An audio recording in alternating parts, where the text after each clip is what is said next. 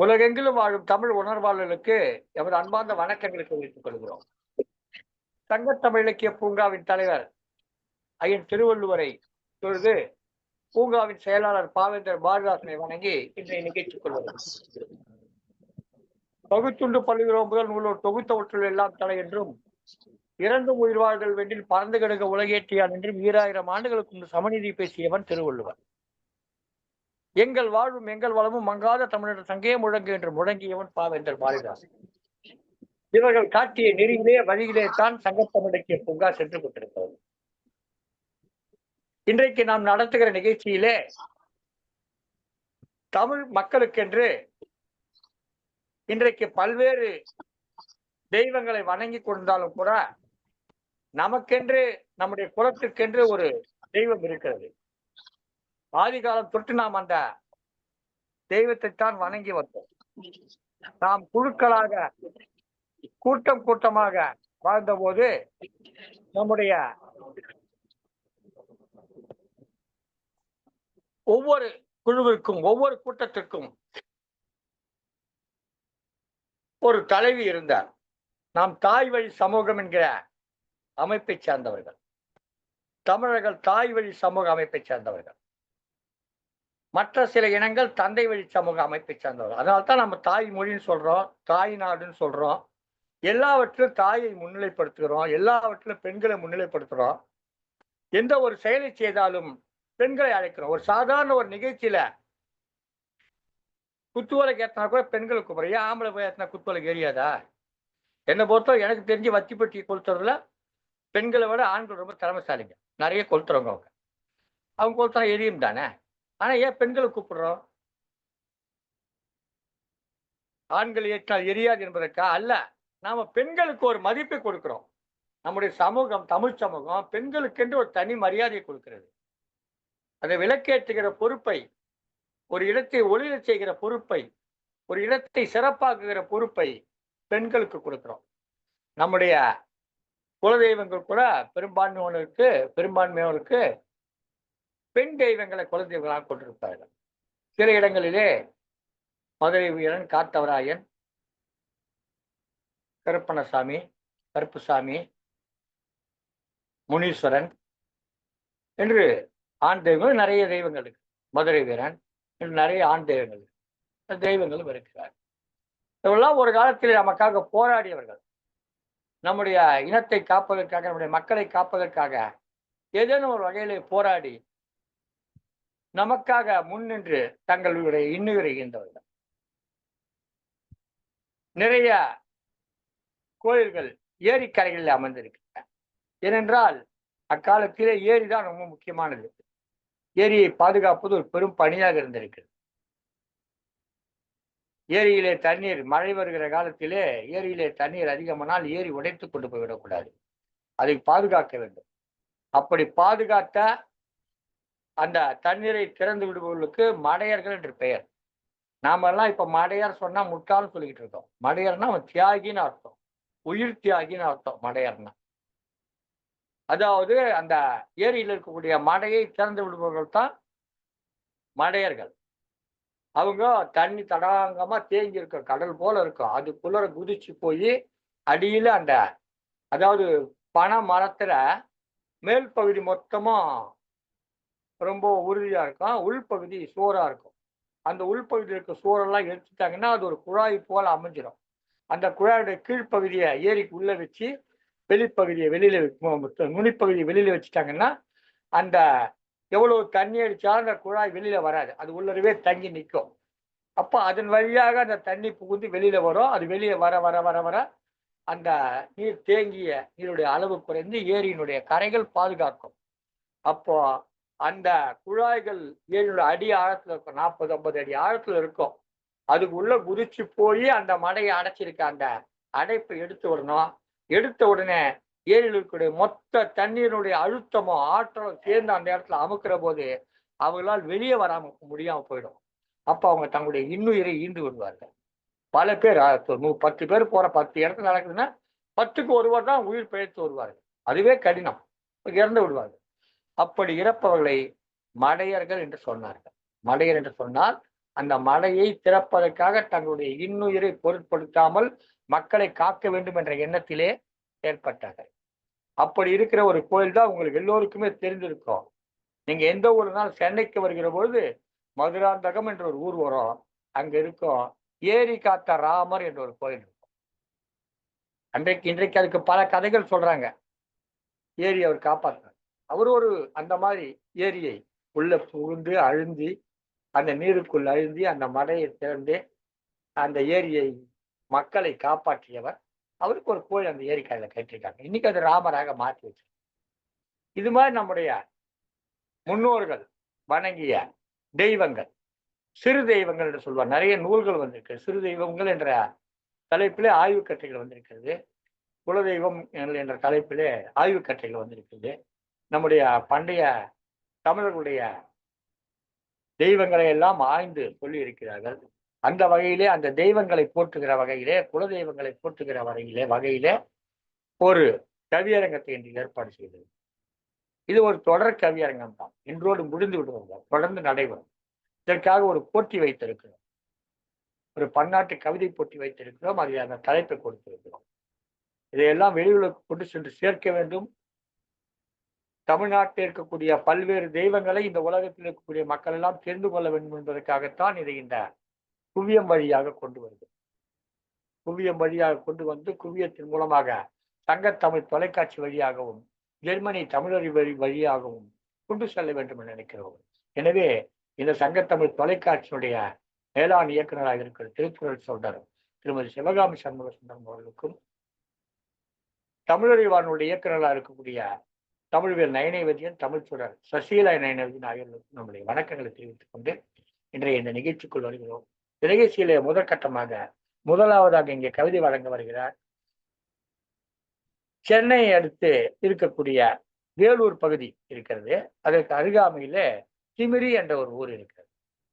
அந்த திமிரியை சேர்ந்த கவிஞர் பேரே திமிரி என்று இருக்கிறது. என்றேனும் இவர்களெல்லாம் திமிரி கொண்டு வந்திருப்பார்கள் போல இருக்கிறது. வெள்ளைகளை எதிர்த்து திமிரி இருப்பார்களே திமிரி என்ற பெயர் பெற்றிருக்கிறார். அந்த திமிரி என்ற ஊரை சேர்ந்தவர். குறிப்பாக அந்த திமிரி தமிழ்ச்சங்கத்துடைய தலைவராக இருப்பார்.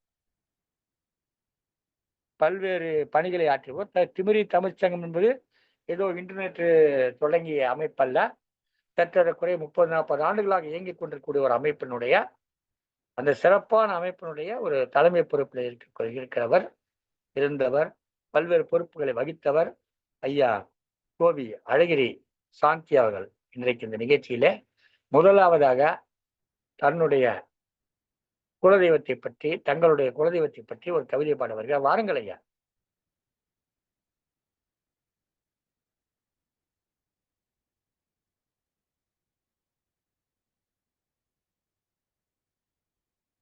எங்க 117ஆம் மாதம் எங்கள் குலதெய்வம். அனைவருக்கும் வணக்கம். இந்த வாய்ப்பை ஏற்படுத்தி கொடுத்த திரு நீலகண்டன் தமிழன் ஐயா அவர்களுக்கு மிக்க நன்றி. என்னுடைய தலை வணங்கிய வாழ்த்துக்கள். எங்களின் குலமதனை காக்கின்ற தெய்வமாம், எங்களின் குலமதனை காக்கின்ற தெய்வமாம், வாழைப்பந்தல் அருள்மிகு பச்சையம்மன் தெய்வமே, உயிர்களை காத்திடும் உன்னதமான தெய்வமாம், ஊர்கள் தோறும் காக்கின்ற போற்றும் உன் தெய்வமாம், எங்களின் பச்சையம்மன் மன்னார்சாமி தெய்வமாம், கமண்டல நதி செய்யாருடன் பிரம்ம நதி மூவாறுகள் சங்கமம் ஆகின்றதோர் முனுகப்பட்டு கிராமத்தில் எழுந்தருளிய தெய்வமே எங்களின் குல தெய்வமாம். சிவபெருமானுடன் மகாவிஷ்ணுவும் துவார பாலகர்களாக சப்த முனிவர்கள் ரிஷிகளாகவும் நவமுனிவர்கள் அக்னி பகவான் ஈசான்ய மூர்த்தியுடன் பிரம்மாண்டமான வடிவினில் மன்னார்சாமி சன்னதியுடன் கருவறையில் நின்ற போது அமர்ந்த கோலத்துடனும்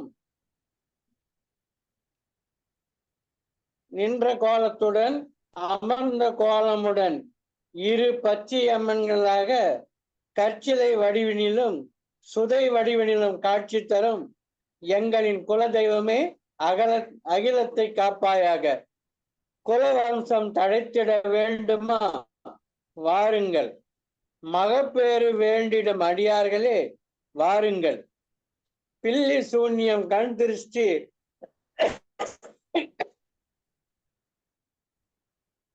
சொத்து வழி பிரச்சனை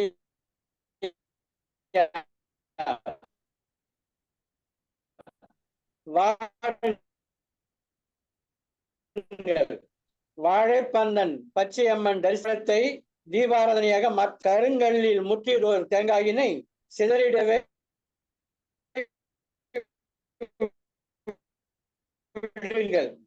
வேப்பிள்ளை ஆடை தீச்சட்டியும் ஏற்றிடுங்கள். தீபாராதனையும் செய்திடுங்கள். கோவில்கள் கோலாகலமாய் நடைபெறும் பிரம்மோற்சவ திருவிழாவிற்கு வாருங்கள். நவராத்திரி விழாவில் பங்கு பெற வாருங்கள். நம்பிக்கையுடன் வாருங்கள். நல்லது பாருங்கள் பாருங்கள். நன்றி, வணக்கம். சிறப்பான கவிதை கொடுத்தார். வாழைப்பந்தன் என்கிற ஊர் இந்த பாலாஜாபாத் அருகில இருக்கிறது. ஆரணி அருகே செய்யார் செல்லும் சாலை. ஆரணி அருகில இருக்கிறது. செய்யார் செல்லும் சாலையில இருக்கிறது. எங்க ஊர் கூட அந்த பக்கம்தான் இருக்குது. இந்த செய்யாறு சொல்றாரு இல்லைங்களா, அந்த செய்யாறு, வந்தவாசி, இதெல்லாம் வந்து வட ஆற்காடு மாவட்டம் சொல்லுவாங்க. எங்க ஊர்ல தென்னார்காடு மாவட்டம் சொல்லுவோம். ரெண்டும் ஒட்டிய பகுதி தான். அது சற்றேற குறையாது, ஒரு எல்லை பகுதி மாதிரி. அது அங்க இருக்க ஒரு கோயிலை பற்றி, பச்சையம்மனை பற்றி மிக அழகான கவிதை கொடுத்தார். ஆனா இவர் சொல்லுகிற நிறைய செய்திகள் எல்லாம் ஆதி காலத்துல இருந்திருக்குமா என்று தெரியவில்லை. இன்றைக்கு பல்வேறு விடயங்களும் அதுல நுழைக்கப்பட்டு புகுத்தப்பட்டிருக்கலாம். அதனால் அப்படி அமைந்திருக்கலாம். ஆதி காலத்துல இந்த பச்சையம்மன் என்பது அந்த ஊரினுடைய ஒரு காவல் தெய்வமாக இருந்திருக்கிறது. அந்த பெண் தெய்வங்களுக்கெல்லாம் வந்து இந்த ஆடு, கோழி, மாடு எல்லாம் பலி கொடுப்பாங்க. இது என்ன ஒரு வழக்கம், இது முறையா, தப்பு இல்லையா அப்படின்லாம் சொல்லுவாங்க. அதாவது உண்மையில அதனுடைய அடிப்படை என்னன்னு கேட்டீங்கன்னா, ஆதி காலத்துல நாம நாகரிகம் அறியாத இந்த கீழடி நாகரிகம்லாம் இப்ப சொல்றாங்கல்ல, அதெல்லாம் அறிவதற்கு முன்பான ஒரு காலம். அந்த காலத்துல வாழ்ந்த போது திடகாத்திரமான இளைஞர்கள் போய் ஒரு ஆட்டையோ மாட்டையோ வேட்டையாடி பிடிச்சிட்டு வருவாங்க. கொன்றோ கொல்லாமலோ எடுத்துட்டு வருவாங்க. அதை என்ன பண்ணுவாங்க, அப்படி எடுத்துட்டு வரக்கூடிய அந்த ஒரு விலங்க தங்களுடைய குலதெய்வமாக இருக்கக்கூடிய ஒரு பெண்ணுக்கு முன்னாடி வைப்பாங்க. அவங்க வந்து அதை எல்லோருக்கும் பகிர்ந்து கொடுப்பாங்க. அதாவது வயதானவர்கள், குழந்தைகள்லாம் வேட்டைக்கு போக முடியாதவங்களுக்கெல்லாம் சேர்த்து பகிர்ந்து கொடுப்பாங்க. இதை பற்றி ராகுல சாங்கிருத்தியாயின் எழுதிய வாழ்கா முதல் கங்கை வரை என்ற நூல்ல குறிப்பிட்டிருக்கார். அதை வந்து இதை புராதன பொது உடைமை சமூகம் என்றும் தாய் வழி சமூகம் என்றும் குறிப்பிட்டிருக்கிறது. இது வரலாற்று ஆராய்ச்சியில் வந்த ஒரு கட்டுரையில கதை மாதிரி கற்ற மாதிரி இருக்கக்கூடிய ஒரு நூல் அது. அதனால அதை பற்றி தெளிவா சொல்லியிருப்பார். அப்ப இது மாதிரி நிறைய பெண் தெய்வங்களுக்கு பலியிடுதல் என்பது அன்றைக்கு நாம் அந்த வேட்டையாடிய பொருளை கொண்டு போய் வைத்து நாம பகிர்ந்து உண்ணதனுடைய அந்த பழக்கம்தான் இன்றைக்கு எதையும் வேட்டையாட முடியாது இல்ல. எல்லாமே ஒருத்தர் சொந்தமான மிருகமா இருக்கு. இல்லை வேட்டையாட முடியாது. ஒரு காசு கொடுத்து அந்த வாங்கிட்டு போய் அந்த தாய் முன்னாடியே அந்த குலதெய்வத்து முன்னாடி வெட்டி அதை சமைச்சு அந்த அம்மாவுக்கு படைச்சிட்டு நாமளும் சாப்பிட்டுட்டு வந்துடுறோம். அந்த குடும்பத்தை மட்டும் சேர்ந்தவங்க சாப்பிட்டுட்டு வருவாங்க. அதுதான் அந்த பழைய பழக்கத்துடைய தொடர்ச்சியாகத்தான் இன்றைக்கும் அந்த குலதெய்வ வழிபாடு என்பது இருக்கிறது. இன்னும் சில பேர் இந்த நேர்ந்து விடுவாங்க. அது என்னன்றதை நம்ம அப்புறம் பேசுவோம். அடுத்ததாக இங்கே கவிதை வழங்க வருகிறார் கவிஞர் தா பால்தங்கம் அவர்கள். அவர்கள் சென்னையிலிருந்து இணைந்திருக்கிறார்கள். ஆனா அவங்க ஊரு தென்கோடியில் இருக்கக்கூடிய திருநெல்வேலியாமா? கன்னியாகுமரி. ஆ? கன்னியாகுமரி. கன்னியாகுமரி மாவட்டத்தை சேர்ந்தவங்க. அங்க இருக்க ஒரு குலதெய்வத்தை பத்தி அவங்க அழகா எடுத்து சொல்ல வந்திருக்காங்க. வாங்கப்பா, உங்க குலதெய்வத்தை பத்தி சொல்லுங்க. சொல்ற போதே முதல்ல உங்க குலதெய்வம் கோயிலுக்கு போகிற வழி என்னன்னு சொல்லுங்க. நாங்க வரலன்னா கூட நாங்க தெரிஞ்சுக்கிறோம். எங்க இருந்து தெரியணும் எங்களுக்கு அந்த கோயில். எல்லாருக்கும் தெரியணும். அந்த கோயில் எந்த பக்கமா வந்தா சொல்லுங்க. தங்கத்தமிழ் இலக்கிய பூங்கா தலைவராம் வள்ளுவரை வணங்கி செயலராம் பாரதிதாசனை தொழுது தங்கத்தமிழ் இலக்கிய பூங்கா ஒருங்கிணைப்பாளர் ஐயா நீலகண்டத்தமிழன் அவர்களை வணங்கி என்னோடு கவிதை படிக்க வந்திருக்கும் கவிஞர்களை வணங்கி எங்கள் குல தெய்வம் தலைப்பில் கவிதை படிக்க போகிறேன். எங்கள் குல தெய்வம் குமரி மாவட்டம் சூரங்குடி நகரில் குடியிருக்கும் எங்கள் குல தெய்வம் பிச்சைகாலன். அமரர்களான முன்னோர் மரபில் தோன்றியவர். அருமை சேனைக்குட்டி நாடார். சமத்துவம் பேணும் கொள்கை கொண்டார். சந்ததியின்றி தத்து எடுத்த தம்மக்கை தம்பி 2 பேரையும் தனியான கவனிப்பில் வளர்த்தவர் நாடாராம். மமதை புகுத்தி நாடார் மனதில் மாயை ஆன சந்தேகத்தை விதைத்து குமுறி கொலைக்கு சம்மதிக்க வைத்தனர் குற்றம் இல்லாத பிச்சைகாலன் தன்னை. இமையாய் நாடாரை காத்தான் என்று இருக்கிறான் எங்கள் குல தெய்வமாய் இன்று. உமைமைந்தன் பிள்ளையார் மற்றும் உள்ளம் கவரும் ஐயனார் துணையாய் அமைதியான சின்ன குளத்தின் அருகில் அமைந்தது எங்கள் குலத்தின் கோயில். உமைக்கு உதவிய தோன்றிய மாடனோடு உடனரை தெய்வங்களும் உள்ளாரே இங்கு. தமக்கு அறுதி பிள்ளையை தாங்கிய தம்பி பிச்சைகாலன் குடிகளை காக்கிறார். எமது மக்கள் குல தெய்வமாய் எங்களை எல்லாம் காத்து வருகிறார். நன்றி வாய்ப்புக்கு. சிறப்பு சிறப்பு சிறப்பு. அந்த குலதெய்வம் கோயிலுக்கு போனா வழி சொல்லுங்கம்மா.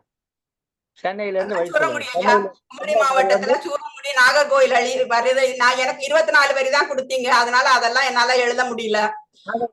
சொல்லுங்க. குமரி மாவட்டம் நாகர்கோயில், அது குமரி மாவட்டத்தோட இது பக்கத்துல இருக்கு. அதான் அதோட தலைநகர். அந்த நாகர்கோயில்ல இருந்து நேரா ஈத்தாமொழி போற வழியில சூரங்குடி மிகப்பெரிய சிறந்த ஊர் தான். அந்த ஊர்ல ஒரே ஒரு குளம் இருக்கு, சின்ன குளம், பெரிய குளம். அந்த குளத்து கரையில இவர் கோயில் கொண்டிருக்கிறார். கொடுங்குளத்துல கரையில அவரை கொண்டு விட்டாங்களாம். அதனால கொலை செய்த அந்த குடும்பத்தை பழிவாங்க தான் வந்து வீட்டு இருக்கிறார். எப்பவுமோ பழி வாங்கி முடிச்சுட்டு இன்னைக்கு எங்களுக்கு பாதுகாப்பா இருந்துட்டு இருக்காரு. சிறப்பு சிறப்பு சிறப்பு சிறப்பு. அதுக்கான ஒரு கருத்து. அந்த தெய்வத்தினுடைய சிறப்பு என்னன்னு சொன்னாங்க, இருக்கக்கூடிய இடத்த சொன்னாங்க. மகிழ்ச்சியா இருந்தோமா. இதுதான் முக்கியம். நம்ம குலதெய்வம் எங்க இருக்கிறது என்று நாம் சொல்ல வேண்டும். அதை இந்த உலகத்துக்கு அறியப்படுத்த வேண்டும். அதுக்குதான் எத்தனை வரிகளில் வேண கவிதை எழுதுங்கள், ஆனால் இந்த செய்தியை சொல்லுவதற்கு அதை சுருக்கமாக சொல்லுங்க. அடுத்ததாக தொடர்ந்து இந்த கவியரங்கத்தில் இணைந்து கவிதை வழங்க வருகிறார் மயிலாடுதுறை மாவட்டம் சீர்காழிப்புத்தூரை சேர்ந்த திருமதி ரேவதி கணேசன் அவர்கள். வாருங்கள் அம்மா, வாருங்கள் திருமதி ரேவதி கணேசன் அவர்கள், உங்க கவிதை தாருங்க. அனைவருக்கும் வணக்கம். சங்கத்தமிழ் இலக்கிய பூங்கா நடத்தும் இந்த மிக பெரிய கவிதை அரங்கத்தில் கலந்து கொள்வதில் மிக மகிழ்ச்சி அடைகிறேன். என்னை ஈன்ற அன்னைக்கும் தமிழ் மண்ணுக்கும் ஐயன் திருவள்ளுவரையும் வணங்கி பாவேந்தர் பாரதிதாசன் அவர்களையும் வணங்கி சங்கத்தமிழ் இலக்கிய பூங்கா ஒருங்கிணைப்பாளர் ஐயா அவர்களையும் வணங்கி எங்கள் குல தெய்வம் ஸ்ரீ சாலக்காரை மாரியம்மன் தஞ்சை வாழ சோழ நாட்டில் காவிரி கங்கை யமனை முக்கடல் சந்திக்கும் பூம்புகார் மயிலாடுதுறை மாவட்டத்தில் புத்தூர் மெயின் ரோட்டில் அருள்பாலிக்கும் எங்கள் ஸ்ரீ சாலக்காரை மாரியம்மன் விநாயகர் முருகன் பேச்சியம்மன் துர்க்கையுடன் ஊர் மக்களை காக்கும் தாயவள். வைகாசி முதல் திங்கள் காப்பு கட்டி மறுநாள் செவ்வாய் தீ மூட்டி எங்கள் குலதெய்வ வழிபாடும் அதில் அடங்குமே. எங்கள் வீட்டு தோட்டத்தில் விளையும் அத்தனை பொருள்களையும் அவள் மீது மடி மீது வைத்து அழகு பார்ப்போம். நாங்கள் தோரணங்கள் கட்டி அவளின் இடத்தை மகிழ்விப்போம்.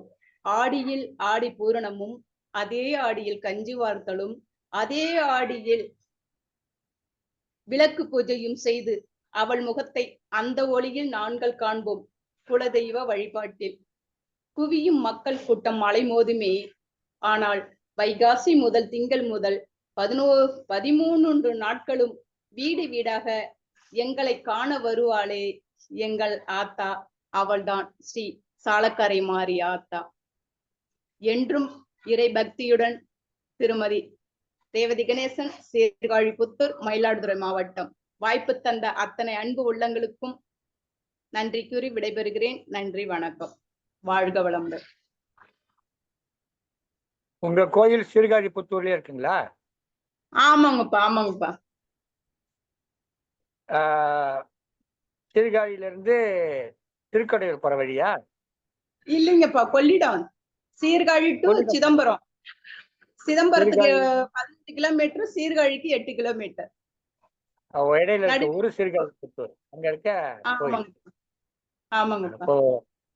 அப்போ தஞ்சாவூர் போற வழி, கும்பகோணம், மயிலாடுதுறை போற வழி. ஆமாங்கப்பா, ஆமாங்கப்பா. சீர்காழிக்கு முன்னாடி கோயில் இருக்கு. சாலக்கரை அம்மனா? ஆமாப்பா, ஆமா. ஸ்ரீ சாலக்கரை மாரியம்மன். சாலக்கரை மாரியம்மன். இன்னைக்கு கூட தீமிதி திருவிழா முடிஞ்சு இன்னைக்கு எங்க பேச்சி அம்மனுக்கு நீங்க சொன்னீங்களா ஃபர்ஸ்ட் இந்த கறி மீன் இதெல்லாம் சமைக்கிறது, அந்த நிகழ்வு இன்னைக்கு நடந்து கொண்டிருக்கிறது எங்க குலதெய்வத்துல. நான் இந்த நிகழ்ச்சியில கலந்துக்கணும்னு அதை தவிர்த்து இதை நான் சொல்றதுக்கு இங்க இருக்கேன். இந்த ஆடு மாடு பலி கொடுத்தல் இருக்கு இல்லைங்களா? இது ஒரு காலகட்டத்தில் நாம மறுநலத்தை நோக்கி நகர்ற போது நாமெல்லாம் விவசாயத்துக்கு பண்ண ஆரம்பிச்சிடுறோம். விவசாயம் பண்ண ஆரம்பிச்ச உடனே நாம அந்த நெல், சோளம், கம்பு இதெல்லாம் விளைவிக்கிறோம். விளைவிச்ச உடனே அதை நாம படைக்கிறோம் அந்த இறைவனுக்கு. எந்த இறைவனுக்கு? நாம் ஏற்கனவே வணங்கிக்கிட்டு இருந்த அதே குலதெய்வத்துக்கு இப்ப என்ன பண்றோம்? இந்த நெல் போன்ற தானியங்களை படைக்கிறோம். ஏன்னா நாம இப்ப அது நம்ம வேட்டையாடுறதை விட்டுட்டு விவசாயத்துக்கு வந்துட்டோம். நம்ம மறுநல மக்களா மாறிட்டோம். முல்லை நிலத்துல இருந்து மறுநல மக்களாக மாறிவிட்டோம். அப்போ நாம என்ன பண்றோம்? அதை படைக்கிறோம். ஆனால் நம்முடைய வழக்கம் என்ன கேட்டீங்கன்னா, பழைய வழக்கம் அந்த மிருகங்களை கொண்டு போய் அந்த அம்மா முன்னாடி வைத்து அதை பகிர்ந்து உண்கிற வழக்கம். என்ன பண்றோம்? இப்போ நாம சாப்பிட மாட்டோம்ன்றதுனால ஒரு ஆட்டையோ மாட்டையோ கொண்டு போய் அங்க அந்த சாமி கிட்ட நேர்ந்து விட்டுடுறோம். அம்மா உங்ககிட்ட கொடுத்துட்டேன், நாங்க சாப்பிட மாட்டோம், உங்ககிட்ட ஒப்படைச்சிட்டேன், நீ என்னமாச்சும் பண்ணிக்கோ அப்படின்னு சொல்லி அந்த தாயிடம், அந்த சாமியிடம், அந்த குலதெய்வத்திடம் கொண்டு நாம விடுகிறோம். அதுதான் நேர்ந்து விடுதல் சொல்றோம்.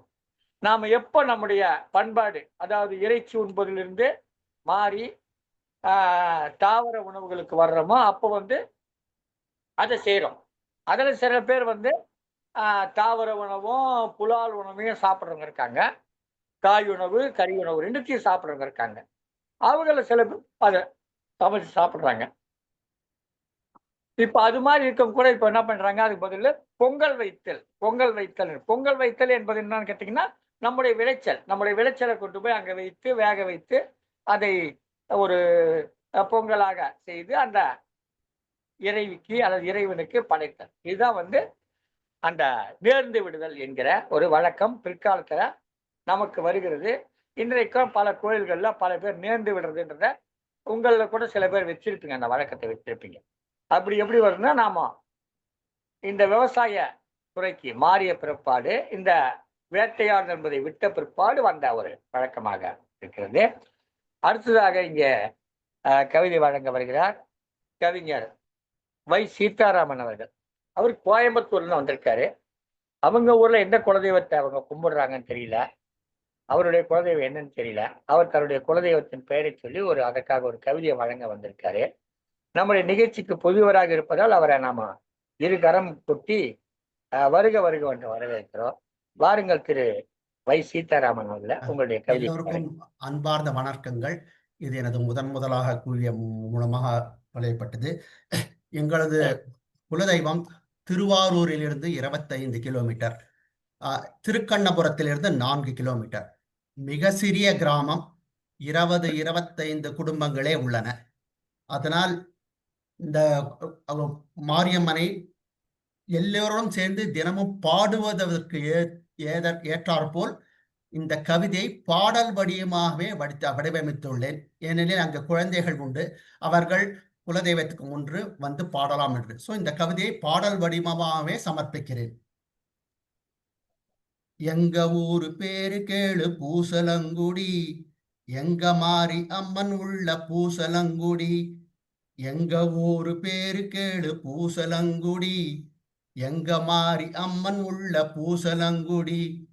ஊரு காக்கும் சாமி எங்க மாரியம்மன் தான், பேரு பெற்ற வீறு கொண்ட மாரியம்மன் தான். ஊரு காக்கும் சாமி எங்க மாரியம்மன் தான், பேரு பெற்று வீறு கொண்ட மாரியம்மன் தான். யாரும் வந்து சொல்ல கேட்கும் மாரியம்மன் தான், வேறு போல புடிச்சு வைக்கும் மாரியம்மன் தான். யாரும் வந்து சொல்ல கேட்கும் மாரியம்மன் தான், பேரு போல புடிச்சு வைக்கும் மாரியம்மன் தான். எங்க ஊரு பேரு கேளு பூசலங்குடி, எங்க மாரி அம்மன் உள்ள பூசலங்குடி. நலமாக நாம் இருக்க வேண்டுவோமே, குலம் தழைத்து கூடி வர வேண்டுவோமே. நலமாக நாம் இருக்க வேண்டுவோமே, குலம் தழைத்து கூடி வர வேண்டுவோமே. வலுவாக ஜனம் இருக்க வேண்டுவோமே, வளமாக ஊர் தழைக்க வேண்டுவோமே. வலுவாக ஜனம் இருக்க வேண்டுவோமே, வளமாக ஊர் தழைக்க வேண்டுவோமே. எங்க ஊரு பேரு கேளு பூசலங்குடி, எங்க மாரி அம்மன் உள்ள பூசலங்குடி. எல்லோர்க்கும் தாய் நீதான் எங்கள் அம்மா, எல்லார்க்கும் இனிப்பாய் நீ எங்கள் அம்மா. எல்லோர்க்கும் தாய் நீதான் எங்கள் அம்மா, எல்லார்க்கும் இனிப்பாய் நீ எங்கள் அம்மா. சேயாக உனை சுற்றி வருவோம் அம்மா, சார்ந்துன்னை துதிப்போமே என்றும் அம்மா.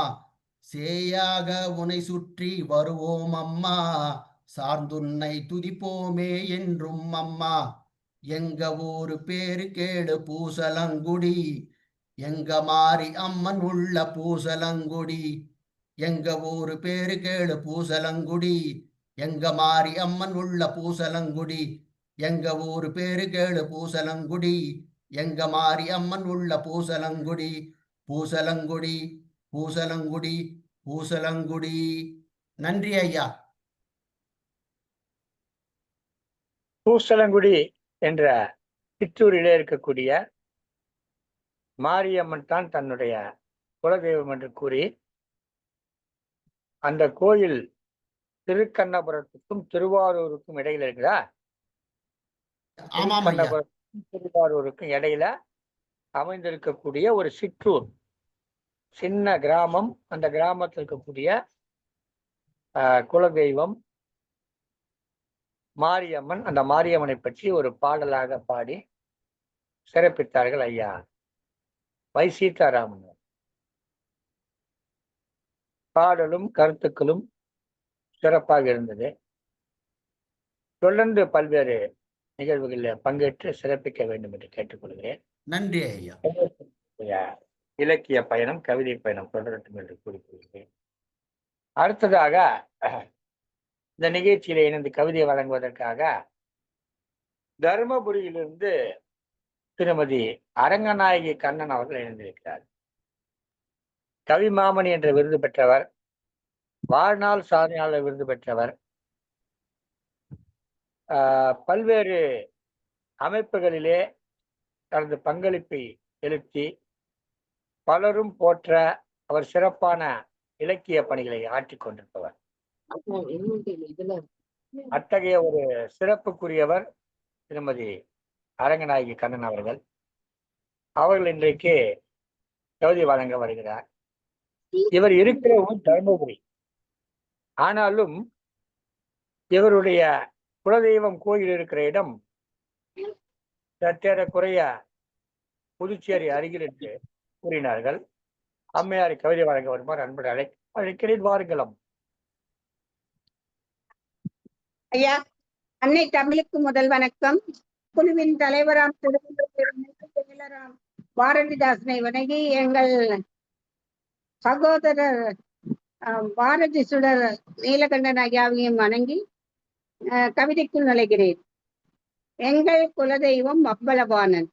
பொங்கும் அருளை பொலிய புதுச்சேரியில் குடிகொண்டு கொடுப்பான் கொள்ளையாய் அருளை ஓடி வருவான் வேண்டினான் உடனே திகழ்த்திற்க லிங்க வடிவில் அமர்ந்தே கவர்ந்திடுவான் பங்கவிழா வாழ்வில் பாங்காய் தந்திடுவான் கண் கோடி வேண்டும் காண அபிஷேகம் எண்ணற்ற பழங்களால் ஏற்றமிகு அபிஷேகம் ஆங்கே பாதுகாப்பாய் மரகத லிங்கம் பாங்காய் நடக்கும் பாந்தமாய் அபிஷேகம் அம்பலத்தையார் மடமென்னே அழைக்கப்படுதே இவ்விடம் கோவில் போன்ற தோற்றமில்லை நிறைவாயில் முன்னே பிள்ளையார் சன்னதி அதை எடுத்து லிங்கர் வடிவாய் அம்பலவாணன் உள்ளே நடராஜர் கோலத்தில் காட்சி தருகிறார் பக்கத்தில் மாணிக்க வாசகர் திருவிழாக்கள் பலவும் சிறப்பாய் நடக்கும் இந்த கோயிலில் எங்குமிலா தனி சிறப்பு மாணிக்க வாசகர் அம்பலத்தடியார் சொல்ல எழுதிய ஓலைச்சுவடி அவர் கையெழுத்துடன் பத்திரமாய் பாதுகாத்து வைத்துள்ளனர். அதனை எப்பவும் காண இயலாது. சிவராத்திரி மட்டுமே பக்தருக்கு காட்சிப்படுத்துவர். திருவாசகத்தின் சிறப்பை சொல்லவும் வேண்டுமா? திருவாசகத்துக்கு உருகாதார் எருவாசகத்துக்கும் உருகார். இங்கு நடக்கும் அன்னதானமும் சிறப்பே. தலைவாழையிலே இனிப்போடு அறுசுவை உணவை அன்போடு அளிப்பர். குலசாமி இவரை தரிசிக்க ஓடோடி இவரை சொந்த பந்தமெல்லாம் அனைவரும் சேர்ந்து கூடி மகிழ்வர். பின்னர் அவன் அருள் பெற்றே மகிழ்ந்து செல்வர். நன்றி, வணக்கம். நல்வாய்ப்புக்கு நன்றி. புதுச்சேரி அருகிலே அமைந்திருக்கக்கூடிய அம்பலவாணரை பற்றி ஒரு கவிதை கொடுத்தார். தன்னுடைய குலதெய்வம் என்று கூறி பற்றி சொன்னார். மாணிக்கவாசகருடைய திருவாசகம் அங்கே இருக்கிறது என்று கவிதையிலே சொன்னார். மாணிக்கவாசகருடைய திருவாசகம் என்று சொன்னால் பல நூற்றாண்டுகளுக்கு முன்பு இருந்தே அந்த கோயிலும் அந்த கோயிலை வணங்குகிற முறையும் இருந்திருக்கிறது என்று சொன்னால் சற்றேறக்குறைய இவருடைய குடும்பம் என்பது ஒரு 700-800 ஆண்டுகளுக்கு முன்பிருந்த ஒரு குடிப்பெருமை வாய்ந்த குடி என்பது தெரியவர். இந்த ஒரு செய்தியின் மூலமாக அது தெரியவர். இப்படி எல்லோருக்குமே சில தன்மைகள் இருக்கும். அத்தகைய வகையிலே ஒரு அருமையான கவிதை. அம்மையார் அவர்கள் பல அமைப்புகளிலும் பல்வேறு சிறப்புகளையும் பெற்றவர். சென்ற மே 11 அன்று ஒரு நிகழ்வை நாம் பழனியில் ஏற்பாடு செய்திருந்தோம். பாவேந்தர் திருவிழா நிகழ்ச்சி ஏற்பாடு செய்திருந்தோம். அதற்கு அம்மையாரை அழைத்திருந்தேன். அப்போது அவர்கள் சொன்னார்கள், புதுச்சேரியிலே ஒரு நிகழ்ச்சி இருக்கிறது, அதற்கு சென்றால் அதற்கு நான் செல்ல வேண்டும் என்று சொன்னார். ஏம்மா நம்ம நிகழ்ச்சிக்கு வர மாட்டீங்களா, அங்கே போறீங்களேன்னு கேட்டேன். அவங்க சொன்னாங்க, இல்லை புதுச்சேரி போனா அப்படியே எங்க குலதெய்வம் கோயில் இருக்கு, அங்கேயே போயிட்டு வருவேன்னு சொன்னாங்க. அப்ப நான் சொன்ன உடனே சொன்ன வார்த்தை, நீங்க எங்க நிகழ்ச்சிக்கு பழனிக்கு வர வேண்டாம், நீங்க புதுச்சேரிக்கு போங்க, போய் அந்த நிகழ்ச்சியை பார்த்துட்டு அப்படியே உங்க குலதெய்வத்தை வணங்கிட்டு வாங்க, அது ரொம்ப சிறப்புன்னு சொன்னேன். நான் அந்த அம்மா புதுச்சேரி நிகழ்ச்சியையும் குலதெய்வத்தையும் நான் பிறகு வணங்கி கொள்கிறேன் என்று சொல்லிவிட்டு நம்முடைய பழைய நிகழ்ச்சிக்கு சிறப்பித்தார்கள். அம்மையாருடைய சிறப்பு என் மீது மிகுந்த சகோதரன் என்று சொன்னார். சகோதரர்லாம் சொல்ல மாட்டாங்க, தம்பின்னு தான் சொல்லுவாங்க. நீதான் கொஞ்சம் மாற்றி சகோதரர் சொன்னாங்க. நான் அவங்களை அக்கான்னு தான் சொல்லுவேன், ரங்கநாயக்கான்னு தான் சொல்லுவேன். இந்த அளவுக்கு சிறப்பு நல்ல உள்ளம் கொண்டவர்கள். அந்த உள்ளத்திற்கேற்ற கவிதை வெள்ளம் கொடுத்தார்கள். சிறப்பமா, மகிழ்ச்சி. இந்த நிலையில இன்னும் ஒரு சில கவிதை வழங்க இருக்கிற நேரத்திலே எனக்கு ஒரு 5 நிமிடம் என்னுடைய கவிதை வழங்க நீங்க அனுமதி தர வேண்டும் என்று கேட்டு, சென்னையிலிருந்து செய்யாறு வழியாக போலூர் செல்லுகிற வழியிலே ஒரு சிற்றூர் இருக்கிறது, சிறு நகரம். அதுதான் அந்த தேசூர் என்பது. அந்த தேசூரை சேர்ந்தவன் தான். இந்த தேசூர் என்பது அந்த ஊர்ல இருந்து நிறைய பேர் இன்னைக்கு சென்னை, கடலூர், புதுச்சேரி, ஏன் இலங்கைக்கு கூட சென்று அங்கே தங்கி அங்கேயே வாழ்ந்து வந்திருக்கேன். அது மாதிரி நான் 5வது தலைமுறை. எங்க சொந்த ஊரை விட்டுட்டு வந்து 5வது தலைமுறை நாங்க அந்த கோயிலுக்கு எங்க அப்பா போனது கிடையாது, எங்க தாத்தா கூட போனது கிடையாது. எங்க தாத்தாவோட அப்பா கூப்பிட்டு வந்து விட்டுட்டார். எங்க தாத்தாவோட அப்பா சென்னைக்கு வந்துட்டு அப்படியே அந்த பிள்ளைகள் அப்படியே போயிடுச்சாரு. எங்க தாத்தா சின்ன பையனா இருக்கும்போது வேலை செஞ்சு பிழைச்சி மேல வந்து அதுக்கப்புறம் அந்த குடும்பம் பயிற்சி வந்து அதுக்கப்புறம் 1, 2, 3, 4 என்னுடைய மகள்கள் வந்த பிற்பாடு என்னுடைய மகள்கள் காலத்திலே 5வது தலைமுறையாக அந்த குலதெய்வம் கோயிலை தேடி சென்று பார்த்தோம். குலதெய்வம் கோயிலுக்கு நீங்கள் முதல் முறையாக சென்றால் உங்களுக்கு அழுகை வரும் என்பது அடிப்படையான விதம். முக்கியமான ஒரு செய்தி. நீங்க குலதெய்வம் கோயிலுக்கு போனீங்கன்னா உங்களுக்கு அழ வரும், கண்கள்ல தண்ணி ஊத்தும். அதான் உங்களுடைய குலதெய்வங்களுக்கான அடையாளம். எந்த கோயிலுக்கு நீங்க போன உடனே உங்க கண்கள்ல தண்ணி வருதோ அதுதான் உண்மையான குலதெய்வம். நான் இந்த கோயிலுக்கு போன உடனே அந்த கோயிலை பார்த்து உடனே கண்கள் தண்ணி வந்துச்சு. சொல்ற போதே எனக்கு அழ வருது. நம்ம குலத்தை காக்கக்கூடிய தெய்வம், நமக்கு முன்னோரான தெய்வம். எங்களுடைய குலதெய்வத்தினுடைய பெயர் முனீஸ்வரர். அதை பற்றி ஒரு கவிதை வழங்குகிறேன். தேசூர் ஏரிக்கரை முனீஸ்வரர் என்பது அவருடைய இப்போதைய பெயர். வந்தவாசி போல் ஊர் செல்லும் வழியிலே சொந்த ஊர் எங்க ஊரு தேசூர் பெயரிலே. வந்தவாசி போல் ஊர் செல்லும் வழியிலே சொந்த ஊர் எங்க ஊரு தேசூர் பெயரிலே. விண்ணை முட்டி அமர்ந்திருக்கும் சாமி பாத்தியா, விண்ணை முட்டி அமர்ந்திருக்கும் சாமி பாத்தியா, கண்ணை உருட்டி காவல் காக்கும் முனியை பாத்தியா, கண்ணை உருட்டி காவல் காக்கும் முனியை பாத்தியா. குலங்காக்கும் தெய்வத்தை பார்க்க வேண்டியே, குலங்காக்கும் எங்கள் குலங்காக்கும் தெய்வத்தை பார்க்க வேண்டியே குடும்பத்தோடு சென்று வந்தோம் அவரை வேண்டியே, குடும்பத்தோடு சென்று வந்தோம் அவரை வேண்டியே. குலங்காக்கும் தெய்வத்தை பார்க்க வேண்டியே குடும்பத்தோடு சென்று வந்தோம் அவரை வேண்டியே. முனீஸ்வரர் குடிகாக்கும் தெய்வம் தானுங்க, ஒரு கையில் ஓங்கி நிற்கும் அறிவாளுங்க. முனீஸ்வரர் குடிகாக்கும் தெய்வம் தானுங்க, ஒரு கையில் ஓங்கி நிற்கும் அறிவாளுங்க. ஒரு காலை மடிச்சுக்கிட்டு அமர்ந்து இருக்கிறார், ஒரு காலை மடித்து கொண்டு அமர்ந்து இருக்கிறார். ஒரு காலை தொங்க விட்டு அருளை கொடுக்கிறார், ஒரு காலை தொங்க விட்டு அருளை கொடுக்கிறார். குதிரை மேல ஏறிக்கிட்டு பவனி வருகிறார், குலங்காக்க எப்போதும் துணையும் இருக்கிறார். குதிரை மேல ஏறிக்கிட்டு பவனி வருகிறார், குலங்காக்க எப்போதும் துணையும் இருக்கிறார். செய்யாறு தெல்லாறு மலையூர் மக்களின், செய்யாறு தெல்லாறு மலையூர் மக்களின் தெய்வமாக இருப்பவர் தேசூர் முனீஸ்வரர். செய்யாறு தெல்லாறு மலையூர் மக்களின் தெய்வமாக இருப்பவர் தேசூர் முனீஸ்வரர். பாண்டிச்சேரி கடலூர் சென்னையம்பதி இலங்கையிலும் இருக்கிறார்கள் எங்கள் ஊர்க்குடி. பாண்டிச்சேரி கடலூர் சென்னையம்பதி இலங்கையிலும் இருக்கிறார்கள் எங்கள் ஊர்க்குடி. ஆடி மாதம் பால் குடத்தை ஏந்தும் திருவிழா. ஆடி மாதம் 3வது வாரம் 5வது வாரம் பால் குடம் தூக்குகிற விழா உண்டு.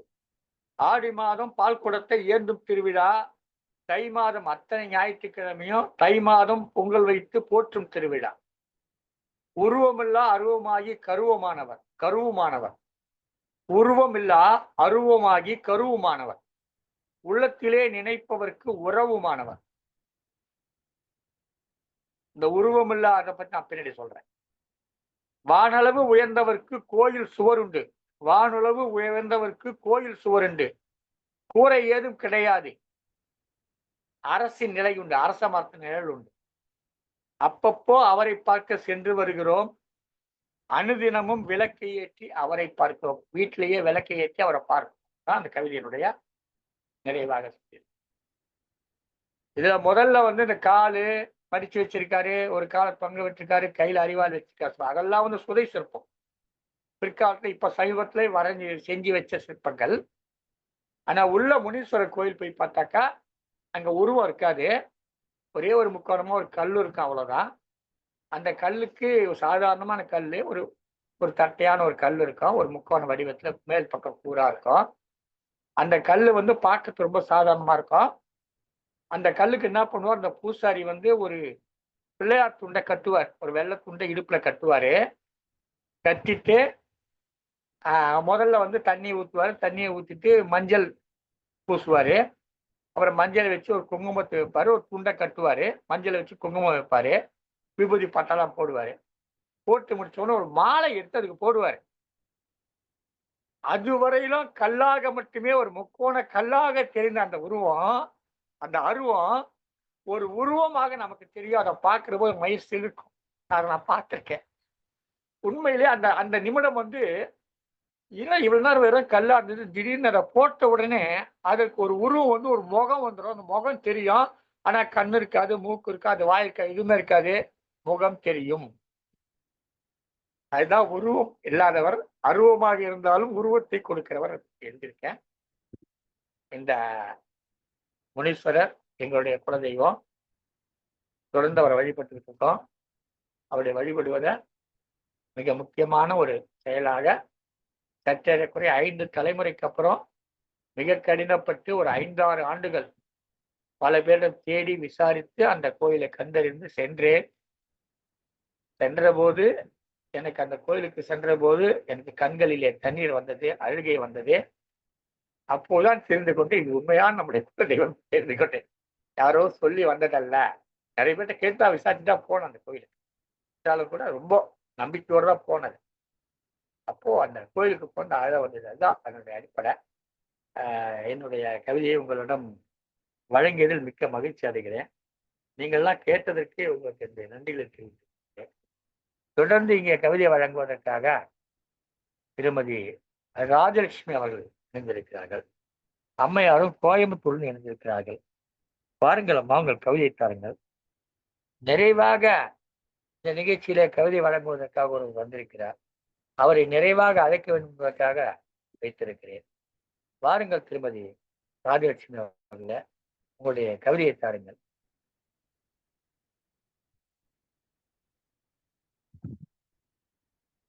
இதனை துவங்குகிறேன். எங்கள் குலதெய்வம் தர்மசாஸ்தார் அழகிய பொன்னாள். எங்கள் குலதெய்வம் என்பது என் கவித்தலைப்பு. புவியம் வழி என் முதல் குரல் ஒளி. எங்கள் குலதெய்வங்கள் தன்னை போற்றவே. இரு தெய்வங்கள் இதய தெய்வங்களாக வாழ்வின் இனிய நிகழ்வுகளின் துவக்கம் அங்குதானே. அன்னையும் தந்தையும் அறிமுகப்படுத்திய அறவழி அதுவே. சிறுவயது நினைவுகள் சிறகடிக்கின்றன என்னுள்ளே. எங்கெங்கோ சிதறிய உறவுகளை கட்டி இழுத்து வரும் குலதெய்வ திருவிழா. காப்பு கட்டிவிட்டால் கட்டுப்பாடுகள் கட்டி போட்டுவிடும் கைகளை. மணக்கும் வாசனையும் குவியும் கூட்டமும் திருவிழா கடைகளும் காணும் உறவுகளும் கலகலப்பான பேச்சுக்களும் என்றென்றும் நெஞ்சை விட்டு அகலாது, நினைவை விட்டு நீங்காது. வல்லமை தந்திடும் குலதெய்வ வழிபாடு. வாழ்வியல் சொல்லிடும் குலதெய்வ வழிபாடு. ஓய்ந்து போகும் நேரங்களில் உறுதுணையாய் உடன் வர, கடினமான சூழ்நிலைகளை கடந்திடும் வலிமை பெற. கணநேரமும் என்னை பிரியாது என்னுள்ளே உறைந்திருக்கும் குலதெய்வமே, உனை கைதொழுவேன் என்றென்றும் உடன் வா. வலிமை நான் பெற்றிடவே என் வாழ்வெங்கும் உடன் வா. பாதமலர் சரணடைகின்றேன். மன சாந்திதனை தந்துவிடு. என் சந்ததியினை காத்துக்கொடு. நன்றி, வணக்கம். சிறப்பம்மா. தர்மசாஸ்தா எங்களுடைய ஆமாங்க ஐயா. குலதெய்வம். தர்மசாஸ்தர் புதுக்கோட்டை மாவட்டம் திருமயம் அருகில் சார். கண்ணங்காரக்குடி. திருமயங்குடியா? சிறுமயங்குடியா? புதுக்கோட்டை அருகில் திருமயம் அருகில் கண்ணங்காரக்குடி. தர்மசாஸ்தர். சிறப்பு சிறப்பு. நீங்க அந்த ஊரை சேர்ந்தவங்க? ஆமாங்க. உங்க வீட்டுக்காரரு? ஆ? உங்க வீட்டுக்காரரு? வீட்டுக்காரர் அந்த ஊரு தாங்க. எங்க அம்மா வழி குலதெய்வம் வந்து அழகிய பொன்னாள். அப்பா வழி குலதெய்வம் அழகிய பொன்னாள். அவர் வழி குலதெய்வம் தர்மசாஸ்தர். நீங்க சொந்த ஊர் இது? உங்க சொந்த ஊரு? தேவகோட்டை. தேவக்கோட்டை பக்கம் தான். மகிழ்ச்சி. ஆனா இப்ப கோயம்புத்தூர்ல இருக்கீங்களோ? ஆமாங்க. சரி. இப்படிதான் நம்ம பல ஊர்களுக்கு போயிடுறோம். பல ஊர்களுக்கு போய்விட்டாலும் கூட நாம வந்து நம்முடைய குலதெய்வத்தை ஒரு 6 மாதத்துக்கு ஒரு தடவை, ஒரு ஆண்டுக்கு ஒரு தடவை போய் பார்த்துட்டு வரணும். அவர்கிட்ட போய் போய் நின்னாலே போதும். அங்க போய் நின்னாலே நம்முடைய குறைகளை எல்லாம் அவர் தெரிந்து கொண்டு தீர்த்து வைப்பார். நீங்க கடவுள்கிட்ட போய் குறையெல்லாம் சொல்ல வேண்டியதில்லை. கடவுள் மீது பக்தி கொள்வது என்பது வேறு, நம்பிக்கை கொள்வது என்பது வேறு. கடவுள் மீது பக்தி கொள்வது என்பது திருவிழாக்கள் நடத்துவது, பிரார்த்தனை நடத்துவது, இதெல்லாம் செய்வது. நம்பிக்கை கொள்வது என்பது கடவுளுக்கு எல்லாம் தெரியும். உங்களுக்கு இருக்க பிரச்சனை கூட தெரியாமலா இருப்பார் கடவுள். அவ்வளோ ஒண்ணும் தெரியாதவர கடவுள் இல்லையே. நாம அவர்கிட்ட போய் இந்த குறை அந்த குறை சொல்ல வேண்டியது. நீங்க போய் நின்னாலே போதும். உங்க குறைகள் எல்லாம் அவர் தெரிஞ்சுப்பார். அது ஒரு ஒரு நிகழ்வு நான் ஒண்ணு சொல்லணும் உங்களுக்கு. என் வாழ்க்கையில் நடந்த ஒரு நிகழ்வு.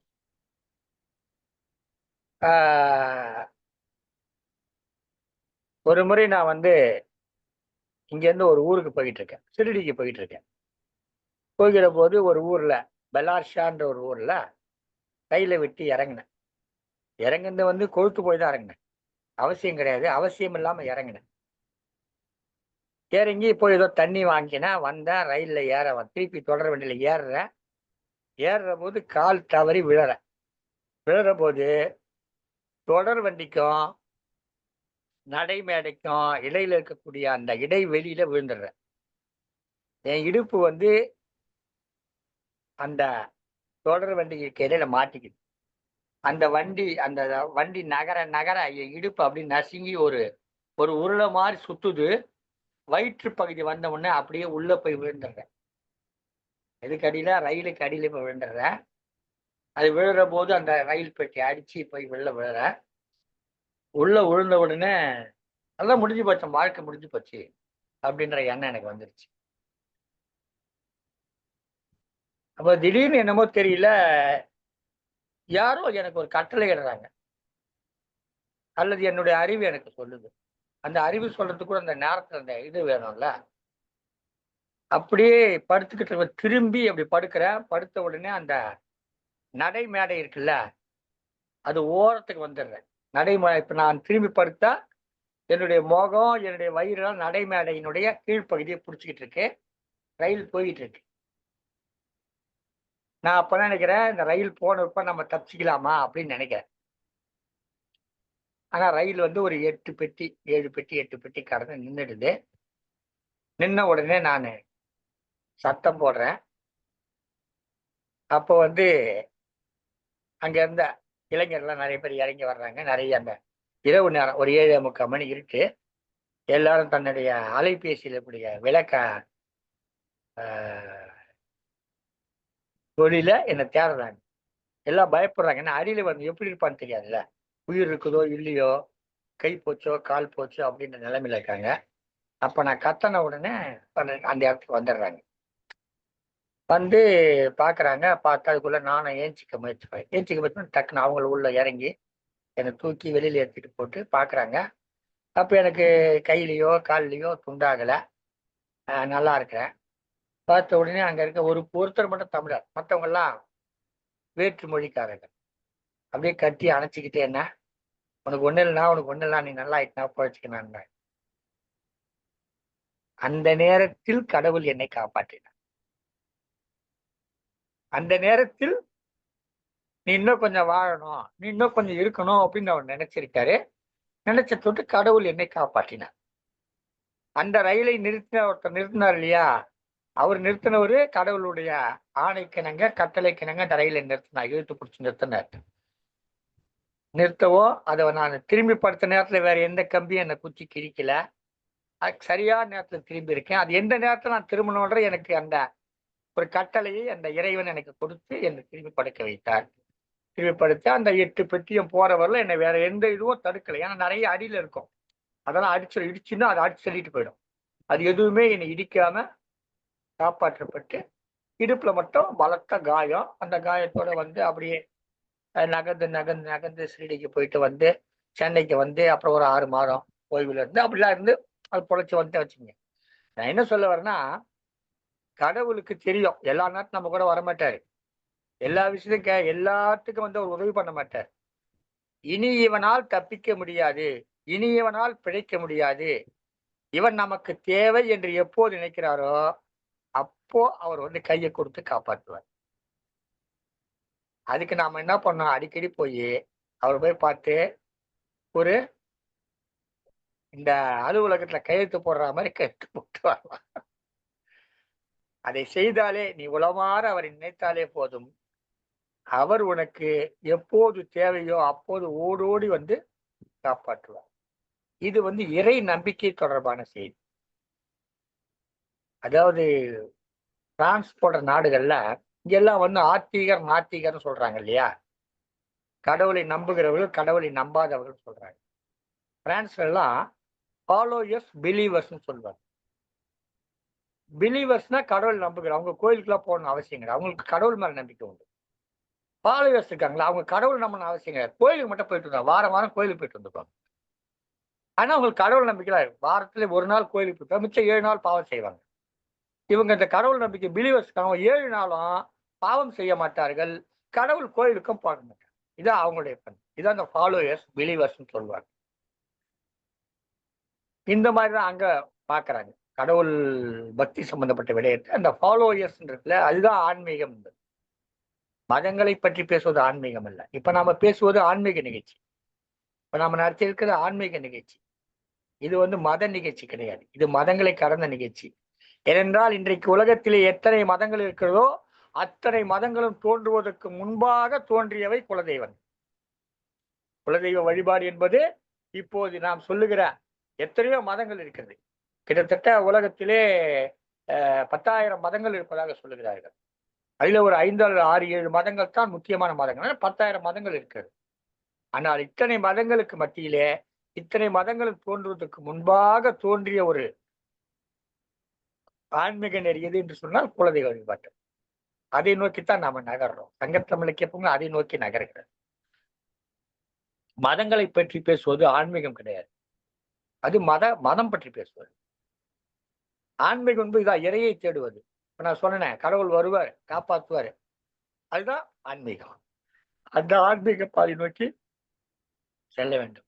இப்போது அடுத்ததாக கவிதை வழங்க வருகிறார் கவிஞர் சம்சாத் பானு. சம்சாத் பானு என்ற பெயரை கேட்கிற போதே உங்களுக்கு தெரியும், அவர் ஒரு இஸ்லாம் மதத்தை தழுவியவர் என்று. இஸ்லாம் மதத்திலே அது தனி மதம். இங்கே இந்து மதம் என்று ஒன்று இருக்கிறது, கிறிஸ்துவ மதம் என்று இருக்கிறது, இஸ்லாம் மதம் இருக்கிறது, ஜைன மதம் இருக்கிறது, நிறைய மதங்கள், புத்த மதம் இருக்கிறது, நிறைய மதங்கள் இருக்கு. இதிலே இந்த சைவம் என்று ஒரு மதம் இருக்கிறது, வைணவம் என்று ஒரு மதம் இருக்கிறது, கௌமாரம் என்று ஒரு மதம் இருக்கிறது. இவற்றுக்கெல்லாம் முன்பாக ஆசீவகம் என்ற ஒரு மதம் இருந்திருக்கிறது தமிழர்கள், தமிழ் மக்கள் மத்தியில். இதற்கு அப்பா இதையெல்லாம் ஒன்னா எடுத்து போட்டு ஒன்னா கலக்கி இந்த ஒரு நகைச்சுவை வரும், நீங்க கேட்டிருப்பீங்க அந்த நகைச்சுவை. நம்ம ஜனகராஜ் பேசுற மாதிரி, லட்டு என்ன விலைன்னு கேட்பாரு, 1 கிலோ 100 ரூபான்னுவான். ஜாங்கிரி என்ன விலை கேட்பாரு, 150 ரூபான்னுவான். மைசூர் பாக்கு அப்படின்வான், 140 ரூபான்னுவான். உங்களுக்கு எவ்வளோங்க வேணும்னு கேட்பான். எல்லாத்தையும் போட்டு ஒன்னா கலக்கி ஒரு 100 கிராம் கொடுன்னு கேட்பான். அந்த 100 கிராம் தான் இந்து மரம், அந்த 100 கிராம் தான் இந்து மரம். பார்த்தீங்களா, எல்லாம் ஒன்னா போட்டு கலக்கிறது தான் அந்த. ஆனா இதற்குள்ள நிறைய மதங்கள் இருக்கிறது. அந்த மதங்கள் எல்லாம் வந்து ஒரு பள்ளிக்கூடத்துல பாத்தீங்கன்னா ஒரே வகுப்பு இருக்கும், எல்லாரும் 10ஆம் வகுப்பு படிப்பாங்க. ஆனா எல்லாம் 11ஆம் வகுப்பு படிப்பாங்க. ஆனா எல்லாம் ஒவ்வொருத்தரும் ஒவ்வொரு குழு எடுத்து படிப்பாங்க, இல்ல ஒவ்வொரு மொழி எடுத்து படிப்பாங்க. அந்த மாதிரிலாம் ஆயிடும். எனவே இப்போ நம்ம கிட்ட வந்து கவிதை வாசிக்க போறவங்க திண்டுக்கல் மாவட்டத்திலே தலைமை ஆசிரியராக பணியாற்றி கொண்டிருக்கக்கூடிய திருமதி சம்சாத் பான் அவர்கள். சம்சாத் பானுன்னா என்ன அர்த்தம்? சம்சாத் பானுன்னா என்ன அர்த்தம்? நீங்க தாங்க ஒரு தடவை சொன்னீங்க. இலையுதிர் காடுகளின் அரசியா?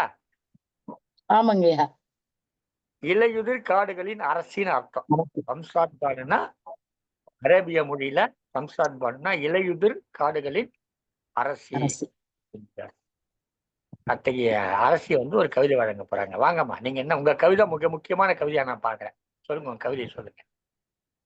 தனியிடை ஏறிய சுளையும் முற்றல் கலையிடை ஏறிய சாரும் பனிமலர் ஏறிய தேனும் காய்ச்சும் பாயிடை ஏறிய சுவையும் நனிபசு பொழியும் பாலும் தென்னை நல்கிய குளிரில நீரும் இனியன என்பேன் எனினும் தமிழை எண்ணுயிர் என்பேன் கண்டீர் என்று கூறி சங்கத்தமிழ் இலக்கிய பூங்கா ஐயனாம் திருவள்ளுவரை வணங்கி சேலராம் பாரதிதாசனை தொழுது என்னாலும் என்னை வழிநடத்தி செல்லும் பாரதி சுடர் திரு நீலகண்ட ஐயா அவர்களை வணங்கி அவருக்கும் மற்றும் என்னுடன் கவிபாட வந்திருக்கும் அத்துணை கவி ஆளுமைகளுக்கும் என் இனிய மாலை வணக்கங்கள். எங்கள் குலசாமி அப்படின்னா நாகப்பட்டினத்தில் அமைந்திருக்கும் நாகூர் என்ற இடத்தில் அமைந்திருக்கக்கூடிய சாகுல் அமீது, அந்த பாபா தான் எங்களுடைய குலதெய்வம். அவரை பத்தி சொல்லணும்னா நற்காரணம் விளங்குபவராம், நற்காரியம் புரிபவராம், வெள்ளை குதிரையிலே வெண் சாமரம் வீச பவனி வருவாராம், எங்கள் குலசாமி நாகூர் மீரான் என்ற சாகுல் அமீது பாபாவாம். நாகப்பட்டினம் மந்தையிலே நாகூரிலே அடக்கமானவராம், நாகூர் மீரான் என்ற பெயரிலே நாற்புறமும் சூழ வாழ்பவராம், எங்கள் குலசாமி நாகூர் மீரான் என்ற சாகுல் அமீது பாபாவாம். கையெடுத்து நின்றால் நோய்களை குணப்படுத்துவாராம், வம்சம் தலைக்க வைப்பாராம், ஊமையரை கதை பேச வைப்பாராம், எட்டு வைக்க முடியாதவரை பதக்கம் பெற வைப்பாராம். எங்கள் குலசாமி நாகூர் மீரான் என்ற சாகுல் அமீது பாபா. முதல் முடிஞ்சு வச்ச நாணயமும் அவருக்கே காணிக்கையாம், கையூட்டு கேட்க மாட்டார், கையேந்தினாலே போதும், நம்பியோரை கைவிடாமல் நம்பிக்கை தருவாராம், எங்கள் குலசாமி நாகூர் மீரான் என்ற சாகுல் அமீது பாபாவாம். பட்டை கிராம்பு வாசனையோடு கறி பிரியாணியும் ஆக்கி சாம்பிராணி புகையோடு ஓதி முடித்த தினம் வெள்ளை குதிரையிலே வெளிவாசல் வந்து நிற்பாராம், எங்கள் குலசாமி நாகூர் மீரான் என்ற சாகுல் அமீது பாபாவாம். மனசு புலம்பி தவிக்கையிலே மானசீகமாய் வந்து பேசுவாராம், சன்னதியில் வந்து நிற்கும் மக்களை சாதி பேதமற்று தகப்பனாய் நின்று காப்பாராம், எங்கள் குலசாமி நாகூர் மீரான் என்ற சாகுல் அமீது பாபாவாம்.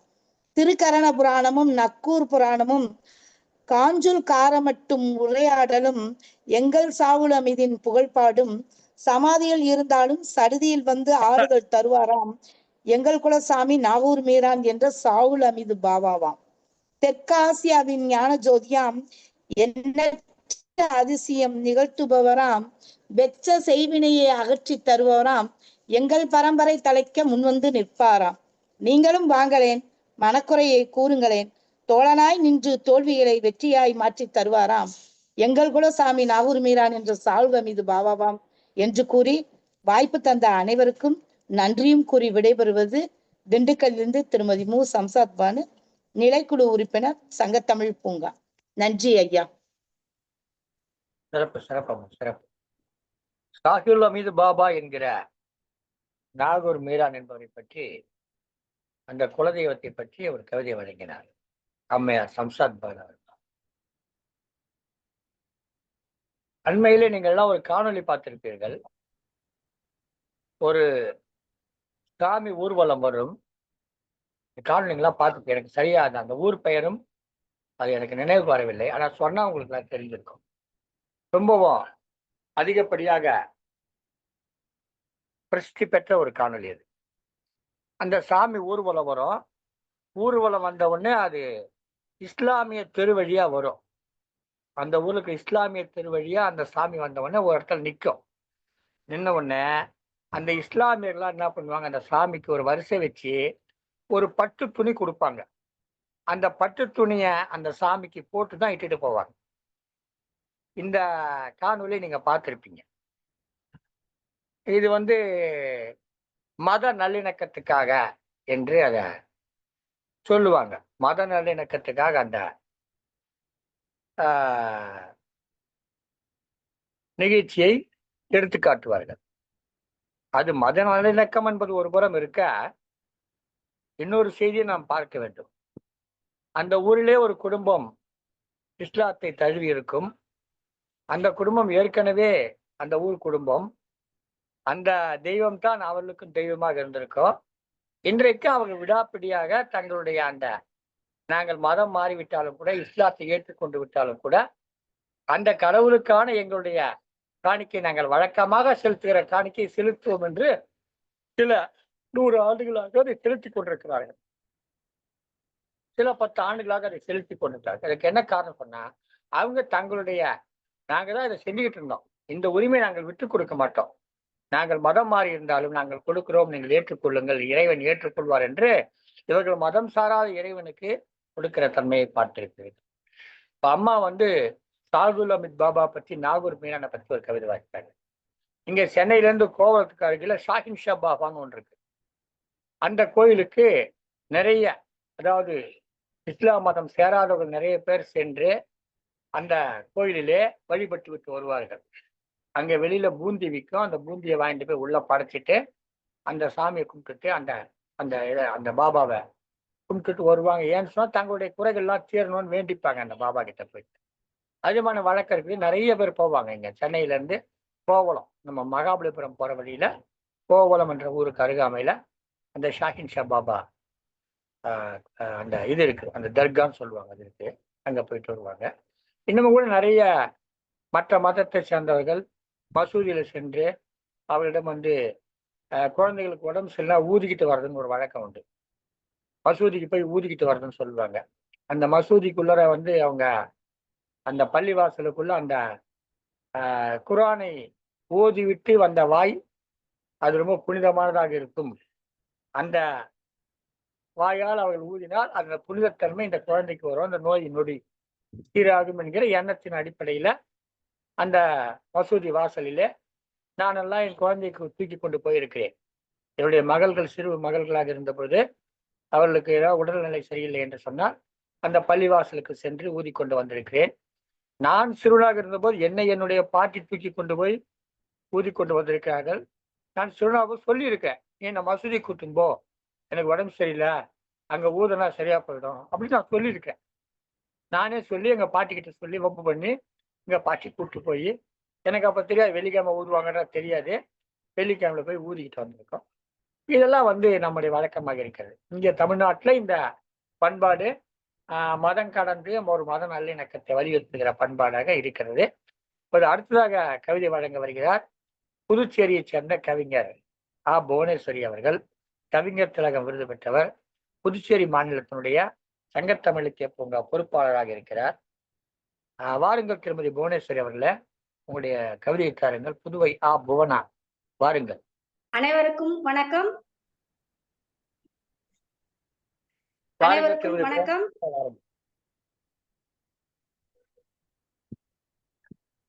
அனைவருக்கும் வணக்கம். சங்கத்தமிழ் இலக்கிய பூங்கா தலைவராம் திருவள்ளுவரை வணங்கி, செயலராம் பாரதிதாசனை வணங்கி, இந்த பன்னாட்டு கவியரங்கத்தை எடுத்து செல்லும் அப்பா அவர்களை வணங்கி என்னுடைய கவிதையை ஆரம்பிக்கிறேன். மேலும் இந்த தமிழ்த்தாய்க்கு நான் மிகுந்த நன்றியை தெரிவித்துக் கொள்கிறேன். அதாவது நம்ம குலதெய்வத்தை பத்தி சொல்லியிருக்கிறாங்க அப்பா கவிதையில. அதாவது எங்க ஊரு குலதெய்வம் பூர்ணாங்குப்பம் ஐனாரப்பன் கோயில், எங்க ஊரு பக்கத்துல. அந்த ஐனாரப்பனை பத்தி ஒரு கவிதை.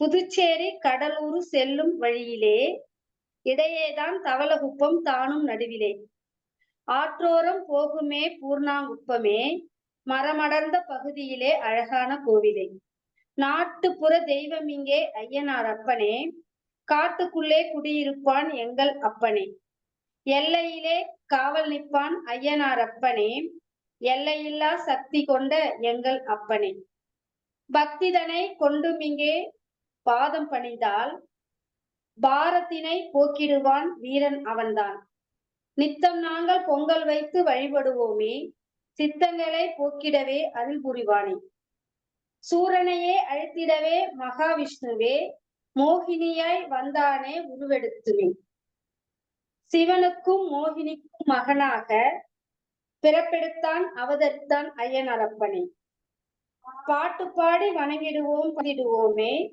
மனம் நிறைவான் குளிர்ந்திடுவான் பரவசத்தாலே, கூட்டுக்குள்ளே வாழும் இந்த பறவைகள் தானே குடும்பங்களாய் பிரிந்து எங்கோ பறந்தது தானே. பங்கெடுத்து பறந்து சென்ற பங்காளிகளே பாங்குடனே ஒன்றிணைவார் பாசத்தில் இங்கே. குடும்பங்களின் நலனறியும் கூட்டமும் இங்கே கொஞ்சி குளவி பறந்திடுமே பரவசம் இங்கே. நன்றி, மிகுந்த நன்றி. எனக்கு வாய்ப்பு கொடுத்த அனைவருக்கும் அன்பார்ந்த நன்றியை தெரிவித்துக் கொள்கிறேன். மேலும் கேட்டுதா? பொம்மையார் பாளையத்திலே வசிக்கக்கூடிய திருமதி புதுவை புவனா அவர்கள் புதுச்சேரியினுடைய கடலூர் பகுதியில, அதாவது பொம்மையார் பாளையம் என்று சென்னையிலிருந்து புதுச்சேரி செல்லுகிற வழி, பூரணாங்குப்பம் என்பது புதுச்சேரியிலிருந்து கடலூர் செல்லுகிற வழி. அந்த கிழக்கு கடற்கரையோர சாலை என்று சொல்லுவார், இப்போது அமைந்திருக்கிறது. அந்த பகுதியிலே அந்த பூரணாங்குப்பம், தவளக்குப்பம் எல்லாம் வருகிறது. அங்கே இருக்கக்கூடிய ஐயனாரப்பனை பற்றி, காட்டுக்குள்ளே வசிக்கக்கூடிய ஐயனாரப்பனை பற்றி ஒரு கவிதை அருமையாக படித்து கொடுத்தார்கள். ஆற்றங்கரையோரத்திலே காட்டுக்குள்ளே வாழ்கிற ஐயனாரப்பன் பற்றிய கவிதையை கொடுத்தார்கள். புதுச்சேரி மாநிலத்திலே பிறந்து வளர்ந்தவர். இன்றைக்கு தமிழ்நாட்டு பகுதியில் இருந்தாலும் கூட, புதுச்சேரி ஒட்டி இருக்கக்கூடிய தமிழ்நாட்டு பகுதியில் இருந்தாலும் கூட புதுச்சேரியை பூர்வீகம் கொண்டவர். அந்த பூரணாங்குப்பம் என்ற ஊரிலே இருக்கக்கூடிய ஐயனாரப்பனை மிகச் சிறப்பாக கவிதையிலே வடித்து கொடுத்தார்கள். நன்றி அம்மா, சிறப்பம்மா. தொடரட்டும் உங்கள் கவிதை பயணம். விரைவிலேயே புதுச்சேரியிலே ஒரு நிகழ்ச்சி வைத்து எங்களை எல்லாம் ஒரு மகிழ்ந்து வைத்து அழைத்து சென்று உங்களுடைய குலதெய்வத்தை காட்ட மகிழ்ச்சி. கண்டிப்பா கண்டிப்பா கண்டிப்பா. அருமையானது ஒரு நிகழ்ச்சி மிக அருமையாக நடைபெற்றிருக்கிறது. கவிஞர் பெருமக்கள் தாங்கள் சார்ந்திருக்கக்கூடிய அந்த குலதெய்வத்தை பற்றி மிகச்சிறப்பாக கவிதை வழங்கினார்கள். இதில் எனக்கும் ஒரு கவிதை வழங்குகிற வாய்ப்பு, எங்களூர் குலதெய்வத்தை பற்றி சொல்லுகிற வாய்ப்பு கிடைத்தது. மிகுந்த மகிழ்ச்சி அடைகிறேன். உங்களோடெல்லாம் சேர்ந்து உங்களுடைய குலதெய்வங்களை பற்றி எல்லாம், அதனுடைய வழிபடுகிற முறைகளை பற்றி எல்லாம், அந்த தெய்வங்களுடைய வரலாற்றை பற்றியெல்லாம் தெரிந்து கொள்கிற வாய்ப்பு கிடைத்ததற்கு மிகுந்த நன்றி தெரிவித்துக் கொள்கிறோம். இந்த நிகழ்ச்சி சங்கத்தமிழ் தொலைக்காட்சி வழியாக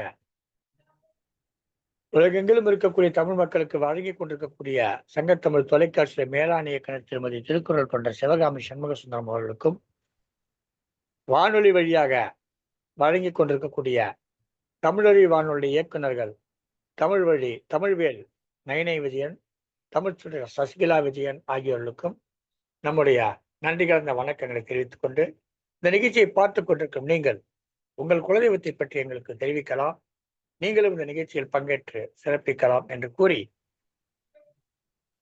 உங்கள் தமிழன்பன் நீலகண்ட தமிழன் எங்களை தொடர்பு கொள்ள 7401 74 என்ற தொலைபேசி எண்ணில் தொடர்பு கொள்ளுங்கள் என்று கூறி விடைபெறுகிறேன். நீலகண்ட தமிழன், ஒருங்கிணைப்பாளர், சங்கத்தமிழ் இலக்கிய பூங்கா. நன்றி.